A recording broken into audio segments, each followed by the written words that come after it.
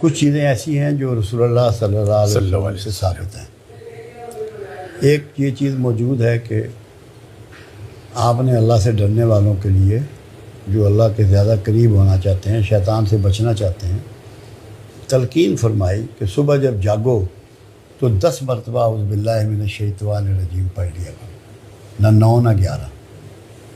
دوسری چیز، جب اپنی بیٹی نے غلام کا مطالبہ کیا، فاطمہ الزہرا رضی اللہ تعالیٰ عنہ، تو رسول اللہ صلی اللہ علیہ وسلم نے تسبیح بیان فرمائی، جو تسبیح فاطمہ کے نام سے پوری دنیا میں آج بھی مشہور ہے اور مستعمل ہے، سبحان اللہ، اللہ اکبر، سبحان اللہ، الحمدللہ۔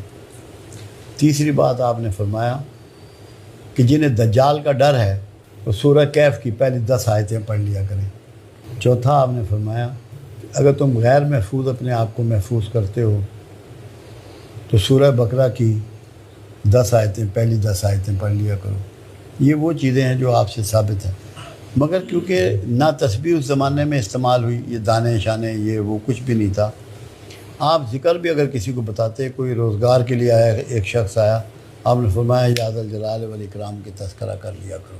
اتنا بتاتے جو انگلی کے پروں پہ وہ کر لیتے، لوگوں کو کام پہ زیادہ لگاتے آپ، اس کی بجائے کہ کام کرو، محنت کرو، اپنے حالات بدلو، اپنا معاشرہ بدلو۔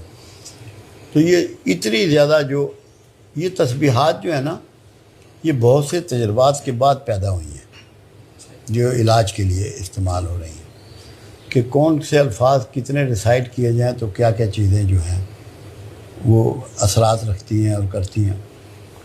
اب جیسے ہم ایک دم کرتے ہیں، اینٹی ڈپریسنٹ ہے، اینٹی جنات ہے، اینٹی جادو ہے، ماتھے پہ ہم کرتے ہیں۔ وجہ کیا ہے؟ قرآن یہ کہہ رہا ہے ہم نے تمہاری پیشانیوں سے تمہیں تھام رکھا ہے، تو ہم پیشانی پہ دم کراتے ہیں۔ اب سائنس بھی یہ کہہ رہی ہے کہ جو اگلا پورشن ہے ماتھے کا، آپ جتنے فیصلے مستقبل کے حوالے سے کرتے ہیں وہ یہاں یہ ہے وہ قوت، اسی کو ہم دم بھی کرتے ہیں۔ حالانکہ آپ کے زمانے میں آپ نے تو یہ نہیں کیا، جنات کا علاج صرف عبداللہ ابن مسعود رضی اللہ تعالیٰ عنہ کیا کرتے تھے، اور کوئی بھی نہیں کرتا تھا۔ تو یہ فگر ہیں مگر برائے نام، بہت تھوڑی لمبی تسبیحات کبھی میرے آقا نے کسی کو نہیں بتائی۔